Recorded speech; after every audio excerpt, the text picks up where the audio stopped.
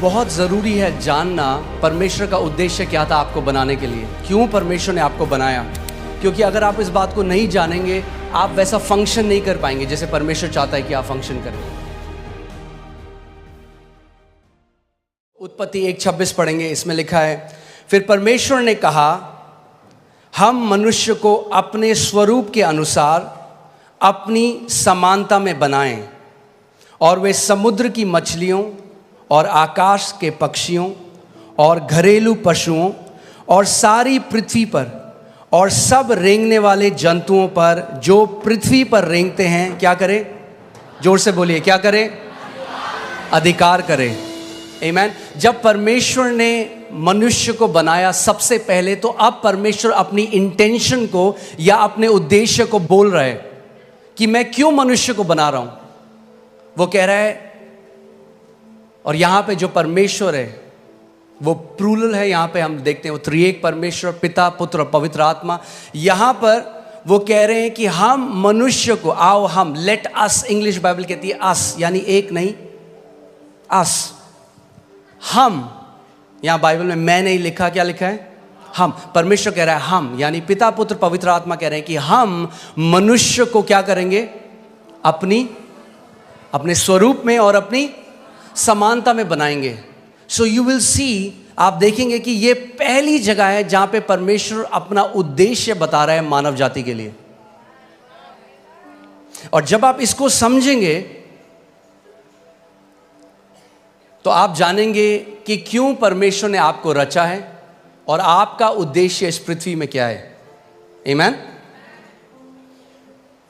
वो कह रहा है मैं उनको अपनी समानता में बनाऊंगा, अपने अनुसार, अपने स्वरूप में बनाऊंगा, और फिर वो क्या करेंगे? बोलिए, अधिकार रखेंगे। मगर ये अधिकार नॉर्मल अधिकार नहीं है, ये अधिकार इंग्लिश का वर्ड डोमिनियन है, जिसका मतलब है शासन अधिकार, या जिसको बोलते हैं प्रभुत्व। कि वो क्या करेंगे पृथ्वी पे? बोलिए, प्रभुता करेंगे, प्रभुता करेंगे। सो परमेश्वर का इंटेंशन मनुष्य को बनाने का ये था कि मनुष्य जो है वो प्रभुता करेगा। आमीन। सो इस बात को समझिए, परमेश्वर ने आपको जब बनाया, आपके डीएनए में उसने शासन अधिकार डाला है। मैंने आपको पहले ही बताया था, आप एक चम्मच से भी एक कील को कसने की कोशिश कर सकते हैं, मगर चम्मच उसके लिए नहीं बनी थी। आप किसके लिए बनाए गए? प्रभुता करने के लिए। बोलिए, प्रभुता करने के लिए। शैतान नहीं चाहता आप इस बात को जानें, क्योंकि सब रेंगने वालों के ऊपर भी प्रभु ने कहा तुम प्रभुता करोगे। और अदन की वाटिका में क्या आया था? रेंगने वाला आया था, मगर उन्होंने प्रभुता नहीं करी उसके ऊपर। इंग्लिश बाइबल कहती है everything that creepeth upon the face of the earth, जो रेंगने वाला है। आमीन। सो परमेश्वर ने जब हमको बनाया, मैंने आपको पहले भी बताया था कि परमेश्वर, जेनेसिस में लिखा है आदि में उसने आकाश और पृथ्वी की रचना करी। आकाश या हेवेंस जो बाइबल में कहती है, वो बात करता है अनसीन रेल्म की, अनदेखी। परमेश्वर का जो राज्य है आप इन आंखों से नहीं देख सकते, मगर वो इस जो आप आंखों से देख रहे हैं उससे भी ज्यादा वो रियल है। आमीन। उससे ज्यादा वो रियल है। आप आंखों से उसको नहीं देख सकते, बट वो रियल है। और परमेश्वर ने पृथ्वी की रचना करी। और परमेश्वर ने जब मनुष्य को बनाया तो क्या किया? सबसे पहले जब उसने मनुष्य को बनाया, बाकी सब चीज़ों को जो उसने बनाया अपने मुंह के वचन के द्वारा बनाया, मगर जब उसने मनुष्य को बनाया तो उसने उसको कैसे बनाया? अपने हाथों से उसने मिट्टी ली और एक मिट्टी से उसने हमारे शरीर को बनाया और अपनी आत्मा को मनुष्य के अंदर डाल दिया, जिसको हम इंग्लिश का शब्द ह्यूमन है, जो दो शब्द से मिलकर आता है, ह्यूमस यानी मिट्टी, और मैन जो हिब्रू भाषा में इश जिसका मतलब है आत्मा। तो परमेश्वर ने ये किया कि परमेश्वर ने कहा कि जो मनुष्य मैं बना रहा हूं, जो मिट्टी के अंदर मैं अपनी आत्मा को डाल रहा हूं, उनको मैं अधिकार दे रहा हूं इस पृथ्वी के ऊपर। किसी आत्मा को अधिकार नहीं है पृथ्वी के ऊपर। आप समझ रहे हैं मेरी बात? किसी भी आत्मा को, और परमेश्वर भी स्वयं आत्मा है। सो जब परमेश्वर ने पृथ्वी मनुष्यों को दी तो वो उस चीज से बाहर आ गया। उसने कहा तुम अधिकार रखो, उसने नहीं कहा हम अधिकार रखेंगे। उसने कहा तुम अधिकार रखो। आज लोग बोलते हैं अजी परमेश्वर तो सब चीज़ जी उसकी मर्जी के बिना तो पत्ता भी नहीं हिलता, सब चीज़ तो परमेश्वर कंट्रोल कर रहा है। मैं आपसे एक सवाल करता हूँ, क्या परमेश्वर आपको कंट्रोल कर रहा है? आप कंट्रोल हुए आज तक परमेश्वर से? और अगर हम परमेश्वर के कंट्रोल में नहीं है तो कैसे हम कह रहे हैं बाकी सब कुछ वो कंट्रोल कर रहा है? जैसे वो आपको कंट्रोल नहीं कर रहा वैसे वो किसी को भी कंट्रोल नहीं कर रहा। अगर परमेश्वर कंट्रोल करना चाहता तो मनुष्य को शासन अधिकार देता ही नहीं। उसने शासन अधिकार इसीलिए दिया, उसने बोला तुम कंट्रोल करो पृथ्वी को, मैं तुम्हें अधिकार दे रहा हूं। आमीन। कहेंगे ये जानना क्यों जरूरी है? ये जानना बहुत जरूरी है। अगर ये आप नहीं जानेंगे, यद्यपि आप पुत्र हैं, एक दास की तरह जीवन को जिएंगे। जो मसीह यीशु ने हमारे लिए मिराज छोड़ी है, जो इतनी महान है, इतनी ग्रेट है, आप कभी उस तक पहुंच नहीं पाएंगे। आमीन। इसीलिए हमें जानना है कि क्यों परमेश्वर ने हमें बनाया, हमारी सृष्टि करी और कैसे हम उस अधिकार में चल सकते हैं। आमीन। परमेश्वर ने आदम को बनाया, मगर सबसे पहले हमें देखना है कि आदम को परमेश्वर ने क्या बनाया था। लूका 3:38 जब आप पढ़ेंगे उसमें लिखा है इससे ये आया, इससे ये आया, इसने इसको पुत्र को जना, इसने इसको जना, और वह एनोश का, और वह शेत का, यानी एनोश शेत का, और वह आदम का, यानी शेत आदम का, और वह पढ़िए परमेश्वर का पुत्र था। तो आदम कौन था? आदम कौन था? परमेश्वर का पुत्र।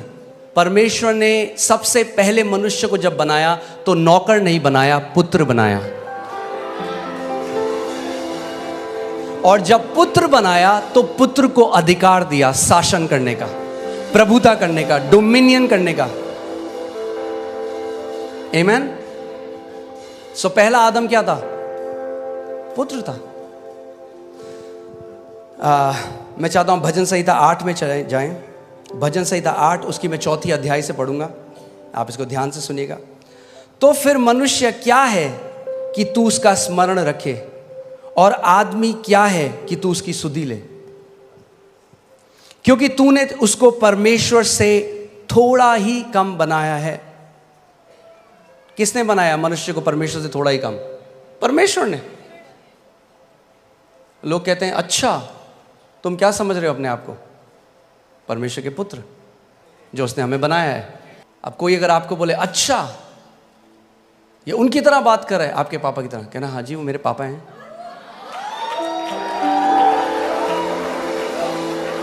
आमीन। मैं इसको दोबारा पढ़ता हूं, ध्यान से सुनिए। तो फिर मनुष्य क्या है कि तू उसका स्मरण रखे, और आदमी क्या है कि तू उसकी सुधि ले, क्योंकि तूने उसको परमेश्वर से थोड़ा ही कम बनाया है। थोड़ा ही कम बनाया है। आमीन। हालेलुया। और महिमा और प्रताप का मुकुट उसके सिर पर रखा है। क्या किया परमेश्वर ने? महिमा और प्रताप का मुकुट मनुष्य के सर पे रखा है। ये था जो परमेश्वर ने हमें बनाया था। मगर देखिए हम कहां से कहां गिर गए। आमीन। कई लोग कहते हैं हम बंदर से आए हैं। अब उनका मुझे नहीं पता, हम तो परमेश्वर से आए हैं। हम जू से नहीं, हम स्वर्ग से आए हैं। आमीन। हालेलुया। अब देखिए उसके बाद परमेश्वर ने क्या किया। तूने उसे अपने हाथों के कार्यों पर क्या दी है? क्या दी है? बाइबल कह रही है, ये मैंने नहीं लिखा, आपकी बाइबल में भी है कि परमेश्वर ने जब मनुष्य को बनाया तो उसको अपने कामों, अपने हाथों के कामों के ऊपर क्या दी है? प्रभुता दी है। परमेश्वर ने दी है। और ये जो शासन अधिकार था ये आदम ने खो दिया जब पाप बगीचे में आया, जब उसने परमेश्वर की आज्ञा को ना माना, जब उसने उस फल को खा लिया। और आदम के अंदर से जो वो डीएनए था रेन, रूल एंड रेन करने का, वो जो डीएनए था प्रभुता करने का, वो खत्म हो गया और वो एक दास की तरह जीने लग गया। और जब प्रभु यीशु मसीह आया तो जो पुत्र था, ध्यान से सुनिएगा, जो पुत्र था उसने पुत्र का अधिकार खो दिया। सुन रहे हैं आप? मगर जब प्रभु यीशु मसीह आया तो सबसे पहले उसने हमें क्या दिया? जब हम यीशु को ग्रहण करते हैं, यूहन्ना 1:12 लगाइए, और मैं चाहता हूं हम सब साथ मिलकर इसको पढ़ेंगे। रेडी हैं आप लोग? यूहन्ना 1:12 देखते हैं बाइबल क्या कहती है। परंतु जितनों ने उसे ग्रहण किया उसने उन्हें परमेश्वर की संतान होने का अधिकार वापस दे दिया।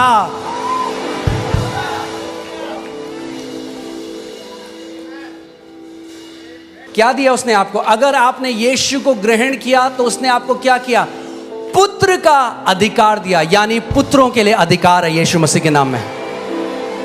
अगर आप पुत्र हैं तो आपके लिए अधिकार है, और अगर आपके लिए अधिकार है तो परमेश्वर चाहता है कि आप एक अधिकारी की तरह इस दुनिया में जिए।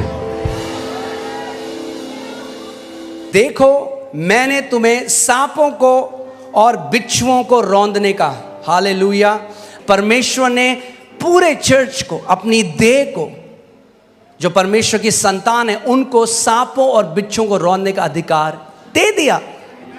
मगर अगर आपने उस अधिकार को लिया नहीं तो जिंदगी भर दुष्ट आत्माएं आपको फुटबॉल बना के रखेंगे। तो वेट मत करिए डोमिनियन में बढ़ने का, कि जब तक आपको कोई ऐसी न्यूज़ ना आ जाए कि भाई कोई बहुत भयंकर बीमारी हो गई है। अगर हम जुखाम में प्रभुता नहीं कर पाए, छोटे से सरदर्द में प्रभुता नहीं कर पाए, तो बड़े में भी नहीं कर पाएंगे। छोटे से शुरू करना शुरू करिए। छोटा सा पेट में दर्द होता है, जब भी कोई बीमारी आती है ना, उससे पहले बोलते हैं प्रिलिमिनरी, क्या बोलते हैं, ऐसे कुछ बोलते हैं, सिम्टम या लक्षण आते हैं। पहले आपको पता लग जाता है बुखार आने वाला है, आपके मुझे थोड़ा हरारत हो रही है। वो हरारत है टाइम अधिकार लेने का। वेट मत करो जब 104 हो जाए बुखार होता, बोलो ओ प्रभु तेरे कोड़े खाने से।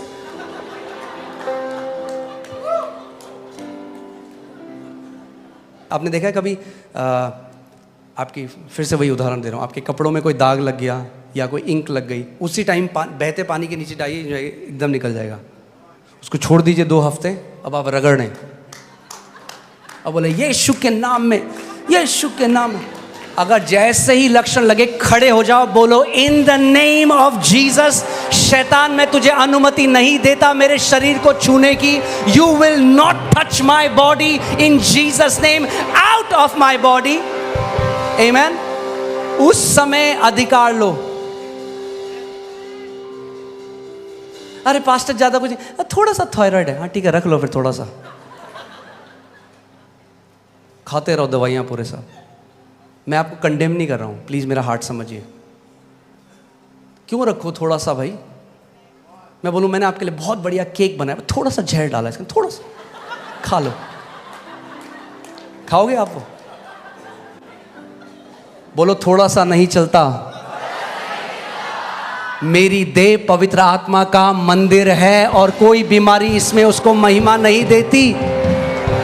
आप जानते हैं आदन के बगीचे में एक सांप आया था ईव के पास, आज भी आता है आपके पास, मगर अब प्रभु यीशु मसीह ने आपको सांपों को और बिच्छुओं को रौंदने का अधिकार दिया है।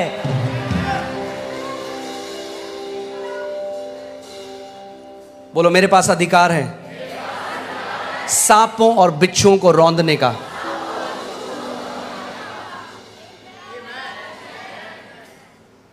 आगे बढ़ते हैं।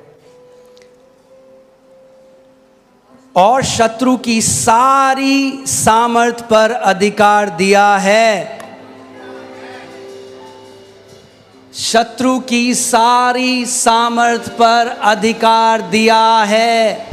फिर से बोलता हूं, शत्रु की सारी सामर्थ पर अधिकार दिया है। शत्रु की सारी सामर्थ पर अधिकार दिया है। शत्रु की सारी सामर्थ पर अधिकार दिया है।